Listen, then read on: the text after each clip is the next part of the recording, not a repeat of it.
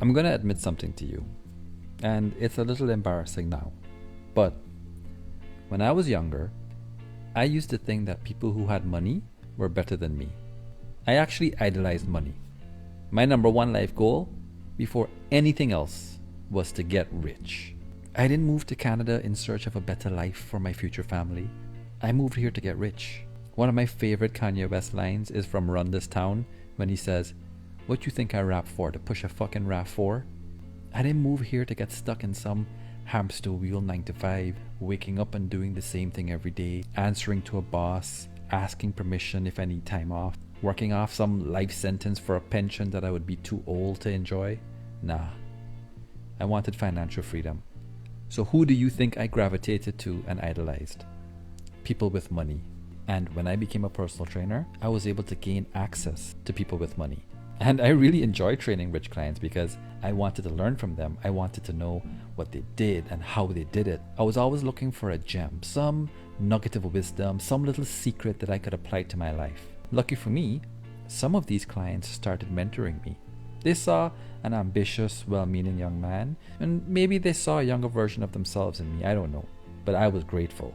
I got to work in sprawling mansions, the most beautiful homes. I got to drive around in Ferraris and Lamborghinis. None of this was mine. But can you imagine growing up in Guyana where you would only see these things on TV and then experiencing it? Being around this kind of wealth only made me want it even more.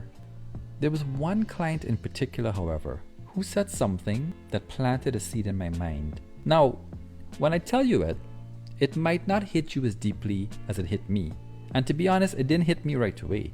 Sometimes you might hear something really profound, but it really won't hit you because it depends on who's saying it. And that's why this was so profound to me, because it was who was saying it to me. This client was by far the wealthiest person I've ever worked with. But to be honest, it wasn't because he had all of those things that made me really look up to him. It was actually the fact that he was such a nice person. He was so polite, so humble. In fact, I didn't even know he was wealthy for maybe the first 2 months of working with him. He'd always wear the same white Nike dry fit shirt with navy shorts. Same color. I mean, I admit, I did wonder if he was wearing the same shirt and same shorts every day, but it always looked fresh. Then one day he said, "Cam, I hope you know, I own 6 pairs of the same shirt and 6 pairs of the same shorts." I think he realized how it must have looked. That wasn't the thing that let me know. One day, randomly, he said, and this was back in 2008, he's like, "Man, my company had to pay $20 million in taxes this year." $20 million in taxes. Of course, my mind starts mathing. Like, bro, if you're paying $20 million in taxes, like, how much do you make? So of course, after that, I was super attentive. But let me be very, very clear about this. Just because I was obsessed with making money, I wasn't putting every single person with money up on a pedestal. There are a lot of rich assholes out there. I wasn't interested in learning from them. And in personal training, especially when you work in an upscale gym, there are rich assholes aplenty. Rude, smug, entitled. This is why, though, this client in particular was so special. He was a gentleman, soft-spoken and polite, friendly and respectful, never acted entitled. I really admire this man because he showed me that you can be rich and successful and still be a decent human being. That's who I wanted to be. That's who I wanted to emulate. And you know, just from making that recognition, something changed in me. I thought, look at these other people. They have some money, so now they think they can treat people less than. When there's a guy in here who's 50 times more wealthy and is a good human being. Those other people are such a cliche. Recognizing that somehow allowed me to deprioritize the money part. And, you know, I wanted to make money, but I wanted to be a good guy doing it.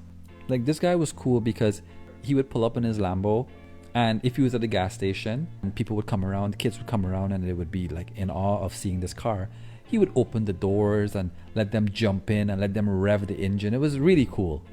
And you don't really realize what you're doing for a young kid in that moment, what kind of dreams you're sparking in them. And he always did that. I always liked that about him. Anyway, what was the profound thing that he said?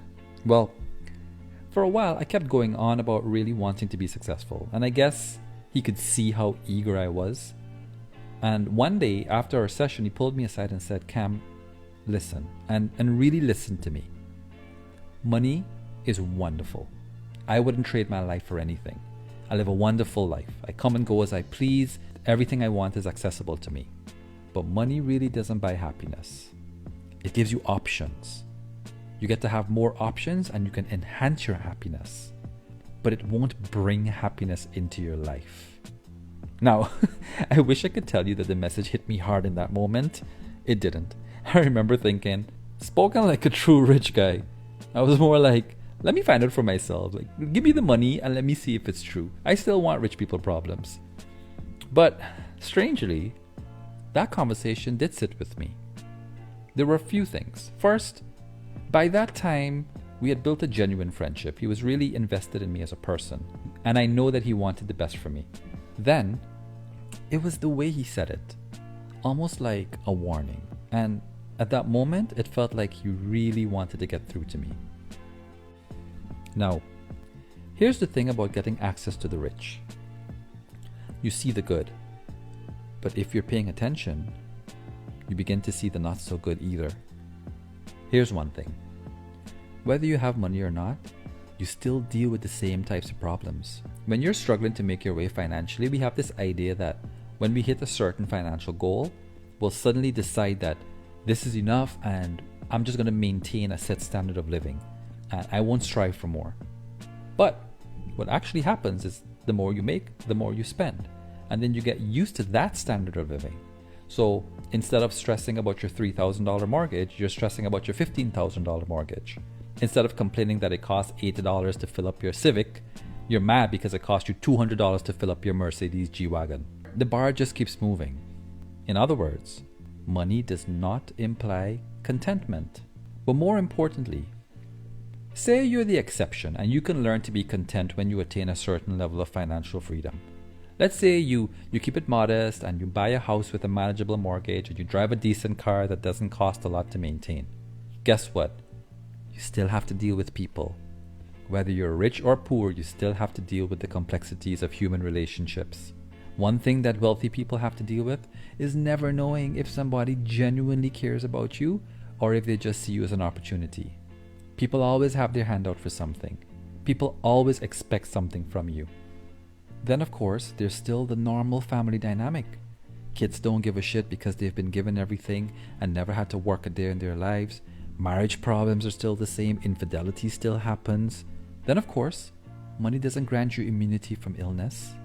Yes, you might be able to afford the best care, but ultimately, illness and death are inescapable.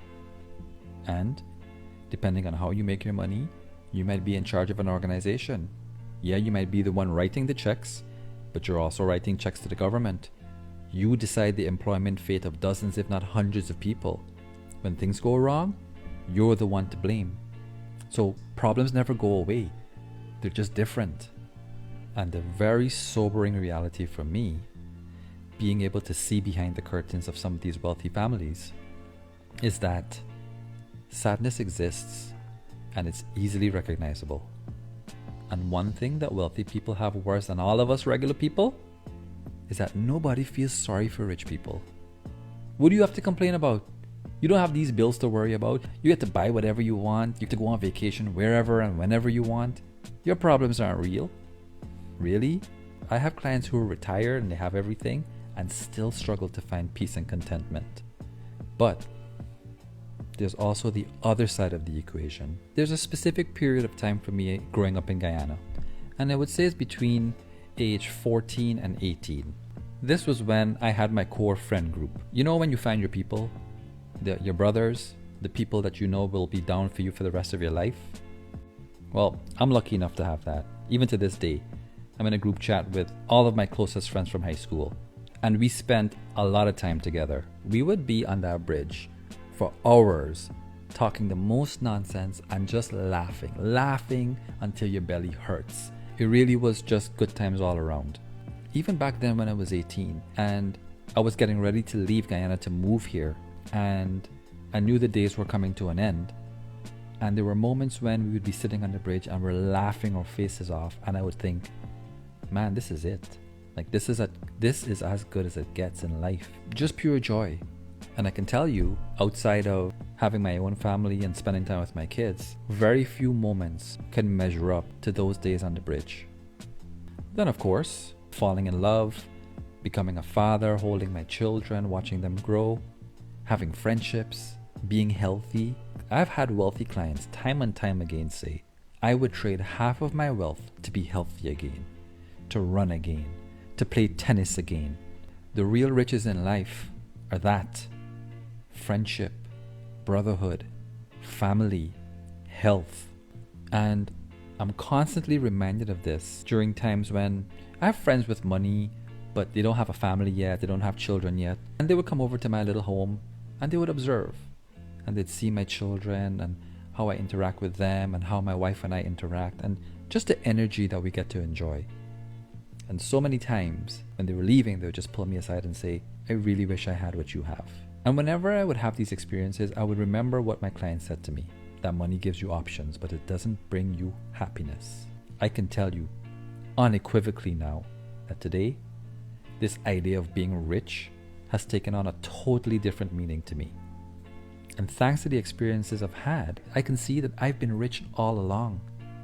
A loving wife, happy, healthy children, good friends and family to share laughs, but also to share in the struggles. My health, to be able to get up every morning and go to the gym and push myself, lift weights, play basketball, run around, to have a life of purpose, something to work towards, being a father, a role model to my young children, while also at the same time having someone to share this journey with in my wife.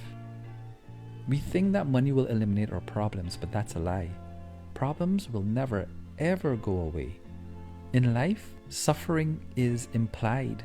It's a criteria for life. No one can escape suffering. But building a life where you have your health, a sharp mind, and people who love and support you will ensure that no problem is ever too big to overcome. You might already be rich. Thank you for listening. I love and appreciate every one of you. And remember, think with a beginner's mind, because beginners only see possibilities. You got this.